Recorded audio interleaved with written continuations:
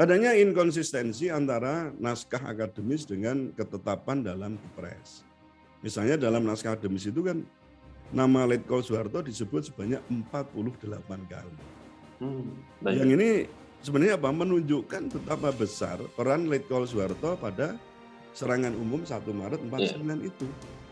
Sedangkan sebaliknya, dalam fakta sejarah tidak ada peran Insinyur Soekarno dan Muhammad Hatta sebagai sosok inisiator serangan umum 1 Maret 49. Betul. Nah, itu kan tidak konsisten itu. Nama Pak Harto tidak muncul, tapi justru nama orang lain yang tidak berperan malah dimunculkan. Nah, kemudian selain tidak konsisten, tindakan itu juga bisa dimasukkan kategori ya pembelokan sejarah. Atau mungkin ada manipulasi sejarah yang terkesan di situ kan ada Soehartoisasi dan Soekarnoisasi kan itu kan. Iya ya.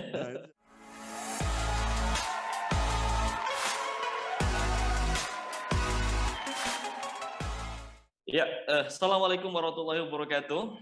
Puan dan Tuan, kembali lagi di segmen Tanya Profesor di channel yang radikal, ramah, terdidik, dan juga berakal. Kali ini sudah ada Prof. Suteki. Ya, assalamualaikum Prof. Suteki. Waalaikumsalam warahmatullahi wabarakatuh. Baik, Prof. Suteki, kita akan bahas soal naskah akademik dari Pres 1 Maret yang isinya kalau menurut berita di Republika itu menuding Orde Baru rugikan bangsa dan puji ekonomi Jokowi. Nah, itu menarik untuk kita bahas. Prof, izinkan saya bacakan 2 paragraf dari berita ini. Dari republika.co.id. Pemerintah akhirnya merilis naskah akademik sebagai rujukan keputusan Presiden atau Kepres nomor 2 tahun 2022 tentang Hari Penegakan Kedaulatan Negara yang diteken Presiden Jokowi di Jakarta pada 24 Februari 2022 itu.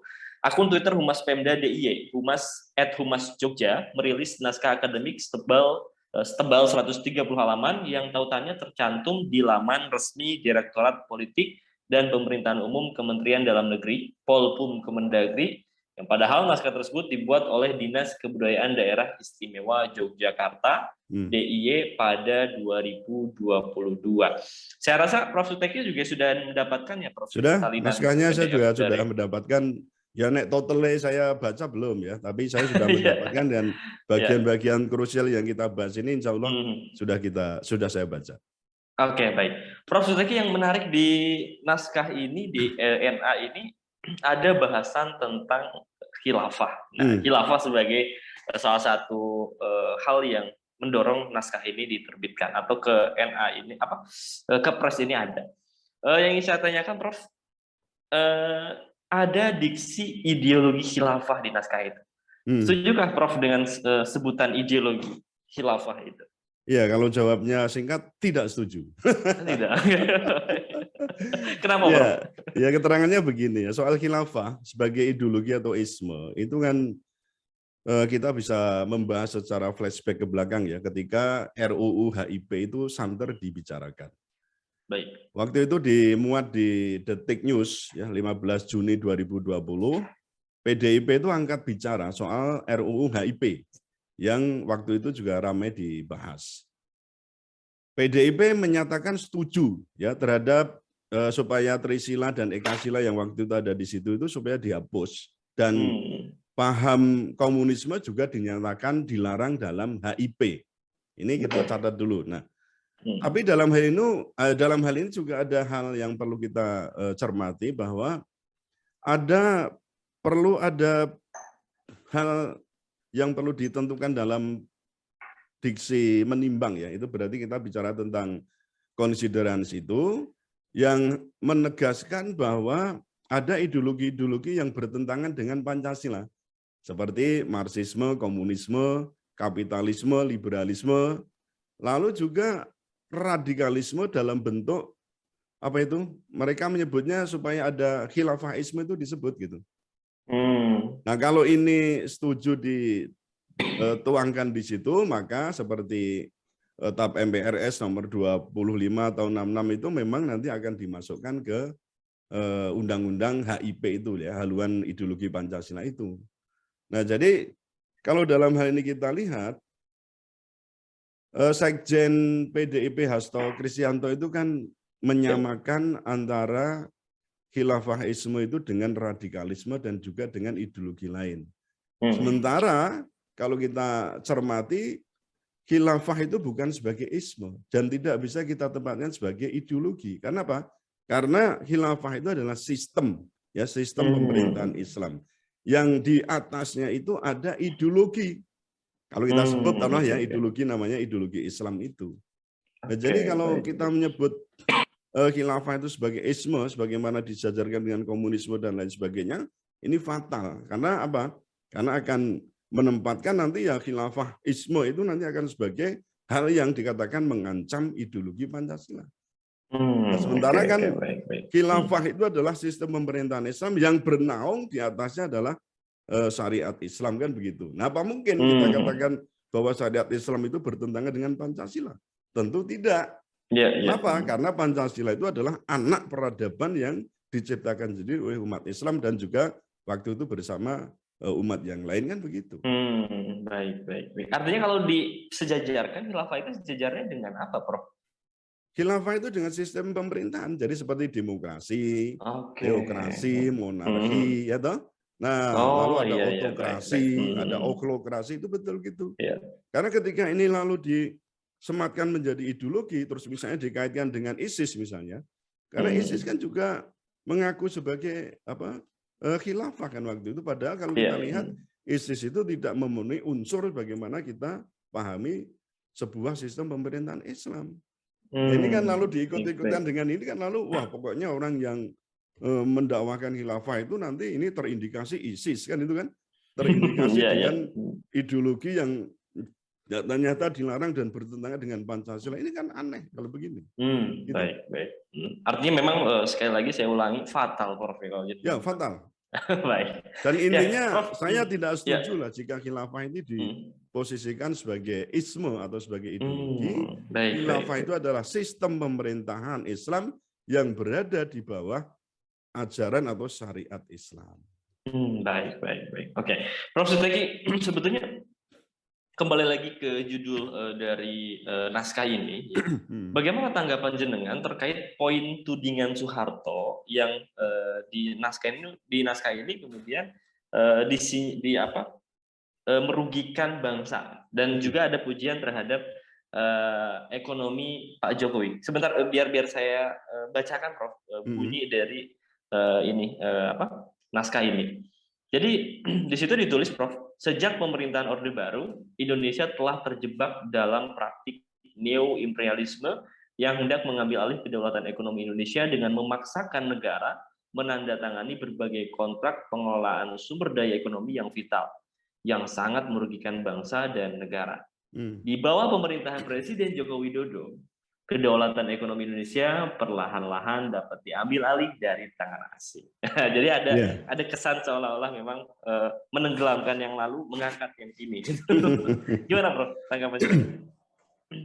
Ya, begini ya, politik kita sejak pasca kemerdekaan itu kan sebenarnya bisa kita katakan liberal.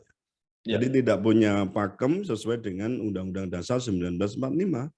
Waktu itu kita menyusun Pancasila, Undang-Undang Dasar 45 saja itu kan jelas anti dengan ideologi liberal, apalagi yang disebut dengan namanya demokrasi barat, itu kita anti banget. Jadi kalau politiknya itu liberal, itu juga akan tampak di dalam dan atau juga berdampak dalam penyelenggaraan perekonomian Indonesia. Nah, memang betul ya, misalnya sejak Orde Baru itu perekonomian kita kan lebih kental dengan sistem ekonomi liberal. Nah, sejak terutama diterbitkannya Undang-Undang Nomor 1 Tahun 67, Mas. Jadi tahun 1967 itu ada undang-undang yang diterbitkan itu tentang penanaman modal asing. Nah, sejak saat itu kita akan membuka luas investasi asing di Indonesia. Sementara kita tahu bahwa investor asing itu kan jelas beraliran liberal kapitalistik. Ini kita paham sejak awal itu. Nah, saat itu pun kita juga tidak punya daya ya untuk melawannya, untuk melawan investasi asing itu karena mungkin ya kondisi ekonomi Indonesia pasca ada pemberontakan G30 SPKI itu kan ya jelas itu turun ya, down. Jadi remuk redam lah persoalan ekonomi. Kemudian di tahun 67 itu kita kemudian membuka investasi asing untuk masuk. Karena mungkin dalam negeri juga investasinya kacau balau juga kan. Betul. Jadi mau nggak mau situasi menghendaki demikian. Nah kemudian penyelenggaraan perekonomian, kalau kita katakan demi sebesar-besar kesejahteraan rakyat itu tuh memang belum terwujud lah ya. Bahkan bisa kita katakan ya justru itu demi untuk apa? Kepentingan modal-modal asing. Contoh misalnya kita membuka waktu itu kan berarti ada Freeport ya. Pengelolaan Freeport itu bagaimana? Pengelolaan sumber daya air, sumber daya alam bagaimana? Hutan dan seterusnya. Itu cenderung berpihak pada investor dibandingkan pada rakyat. Nah, di masa Orde Baru kita juga masih punya BUMN atau ada dulu namanya perusahaan-perusahaan jawatan itu yang memang harga-harga itu terjangkau gitu. Soal bensin ya toh, BBM, kemudian perkereta apian atau air dan seterusnya itu terjangkau. Tapi memang risikonya ada subsidi kan gitu.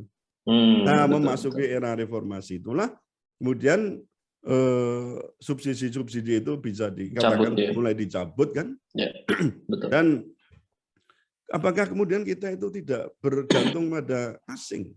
Atau mungkin apakah kita kemudian berdaulat dalam bidang ekonomi? Ya enggak juga. Karena apa? Kita pun masih didikte oleh investor asing. Bahkan dulu kita sempat juga kan di tahun 2002 itu di zaman pemerintahan Megawati ya, kita sempat juga menjual salah satu BUMN andalan kita yaitu apa? Indosat. Nah kan kalau kita lihat meloncat ya, ini langsung meloncat di tahun 2014 itu kan Pak Presiden Jokowi juga pernah menyampaikan kalau mau buyback ya, mau membeli kembali ya saham Indosat yang dulu kita jual hampir mendekati 50% itu, tapi sampai sekarang hampir berakhir masa jabatan mana? Apakah sempat pemerintahan ini kemudian membeli kembali saham yang ada di Indosat itu?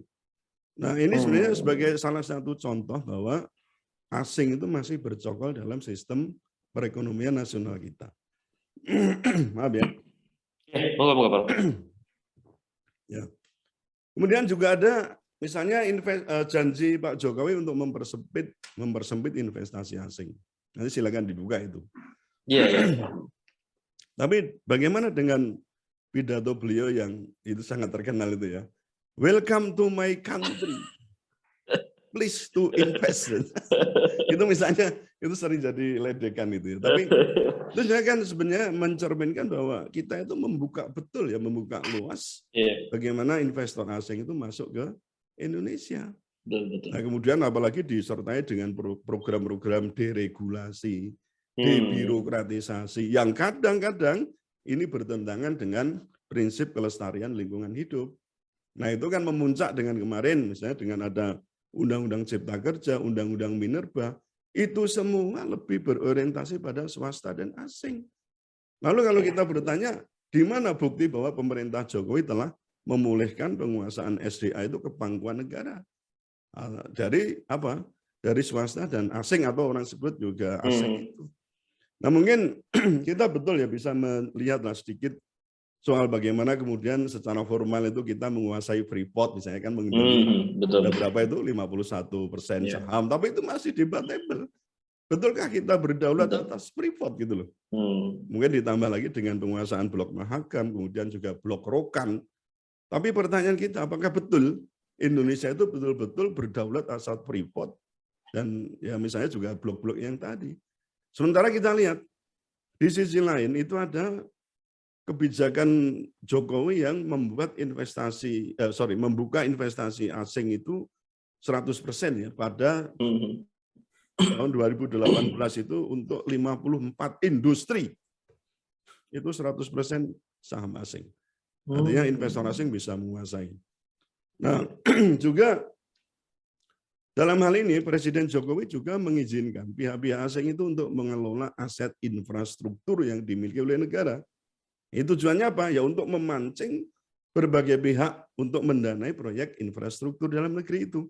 Ini dituangkan dalam Peraturan Presiden nomor 32 tahun 2020 ya tentang pembiayaan infrastruktur melalui hak pengelolaan terbatas yang diteken pada tanggal 14 Februari 2020.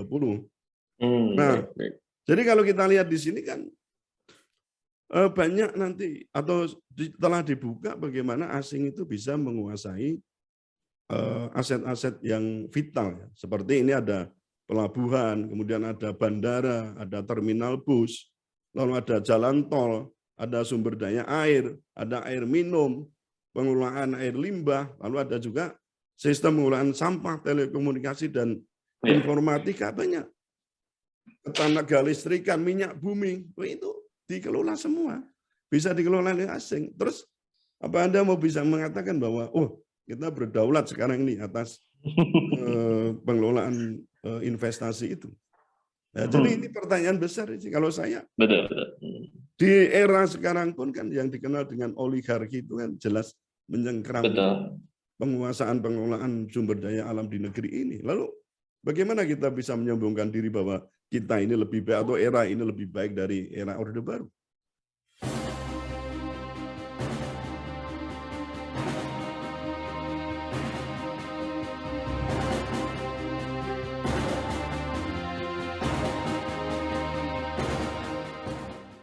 Nah, itu kan.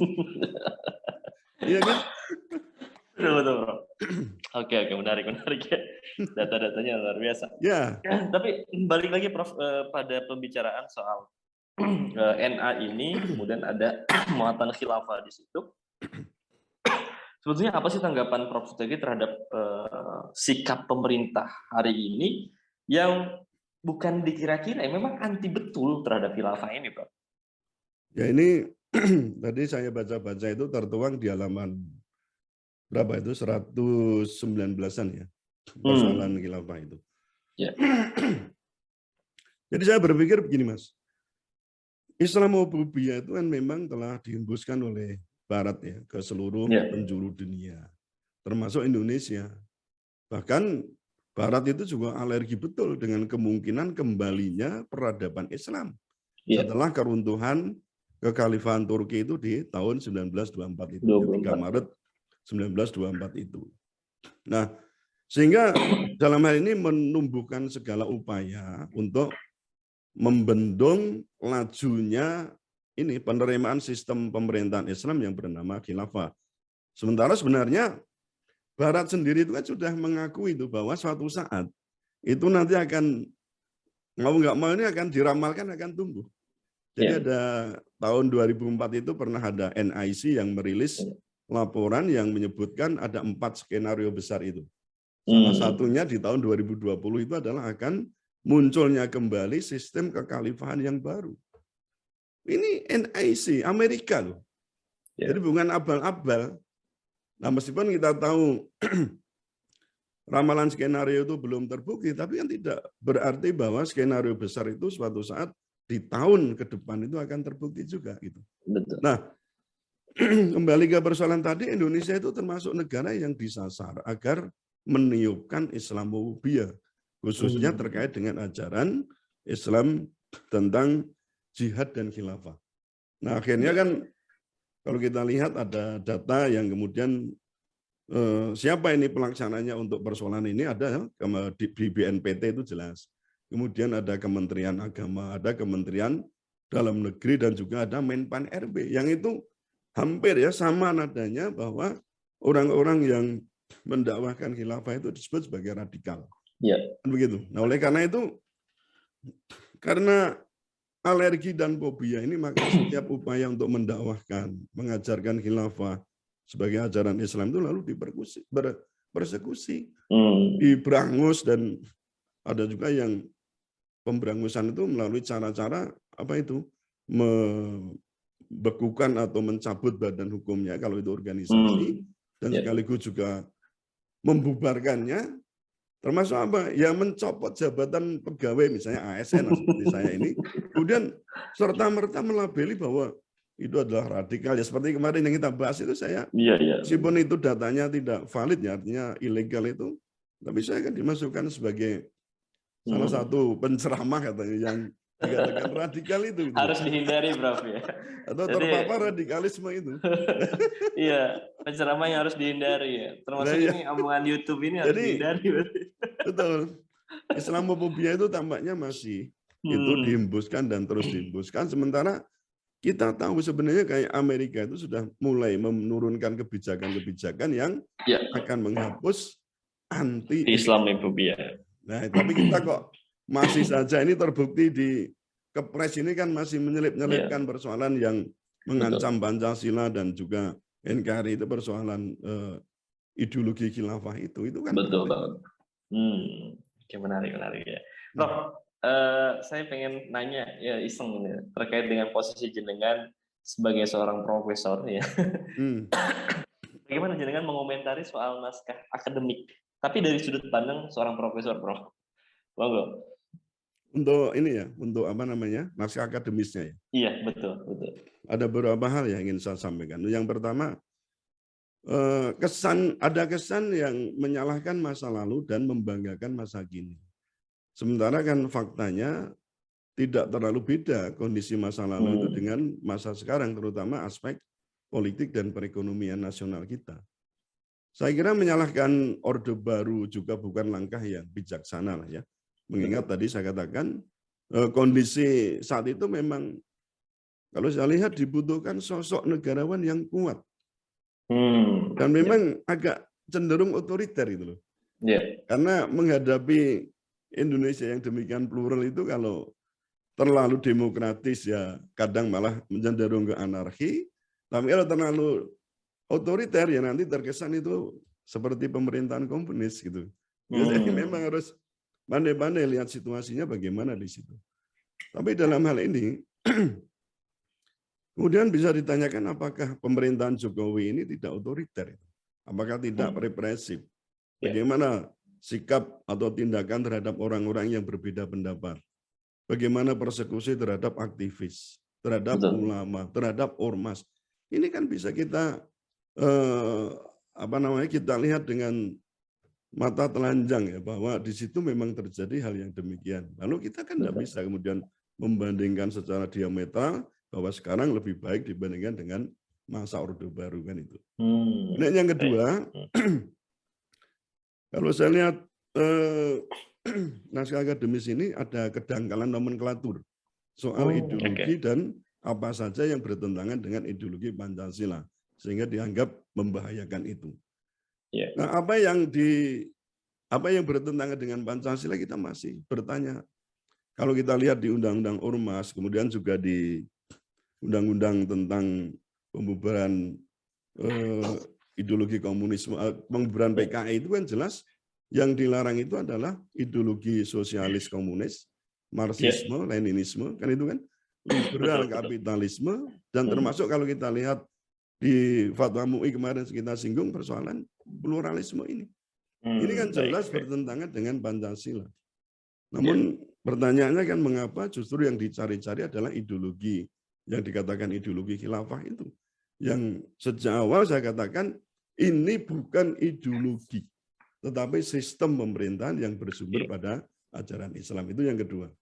Lalu yang ketiga, adanya inkonsistensi antara naskah akademis dengan ketetapan dalam Kepres.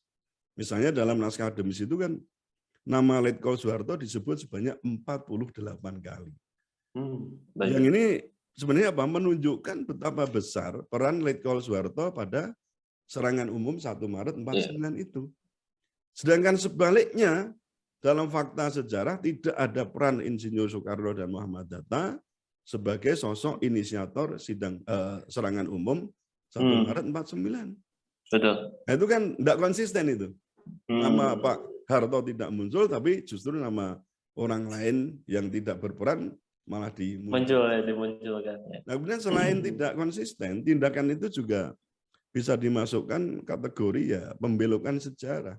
Atau mungkin ada manipulasi sejarah yang terkesan di situ kan ada Soehartoisasi dan Soekarnoisasi kan itu kan. Iya. Nah, jadi kalau menurut saya kok saya sepakat ya dengan Mas Fadlizon itu agar Kepres ini direvisi ya.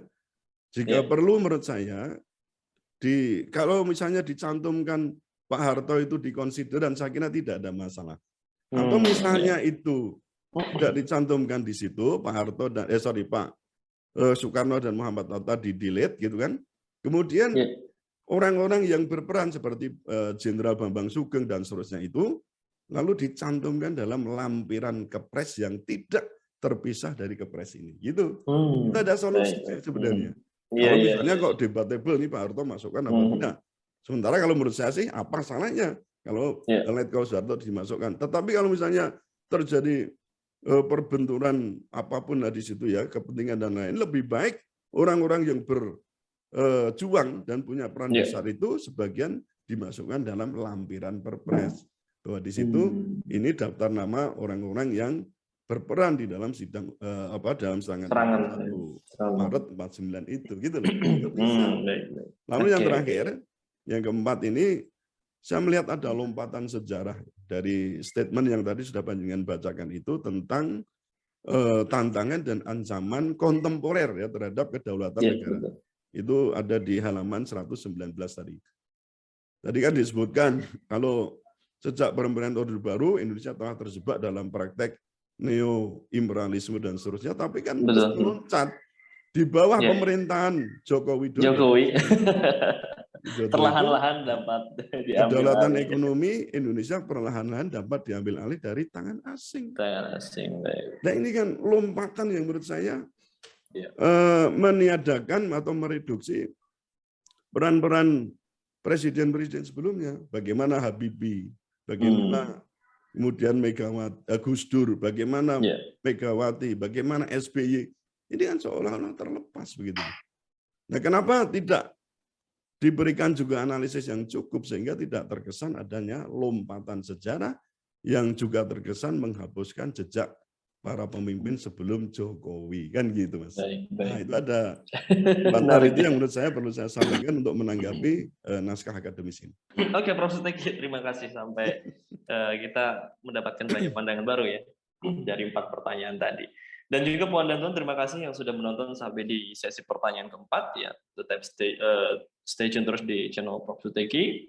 Tonton semua video-video kita dan jangan lupa untuk like, comment, share dan juga subscribe channel ini untuk mendapatkan info-info seputar isu viral yang akan kita bahas secara radikal. Ramah, terdidik dan beragam. Ya. Baik, Prof. Suteki semoga cepat sembuh tenggorokannya ya dan suaranya kembali. Aduh ya Allah. Baik, itu terima kasih Prof. Suteki, terima kasih Puan dan Tuan. Saya pamit undur diri. Assalamualaikum warahmatullahi wabarakatuh. Waalaikumsalam warahmatullahi wabarakatuh.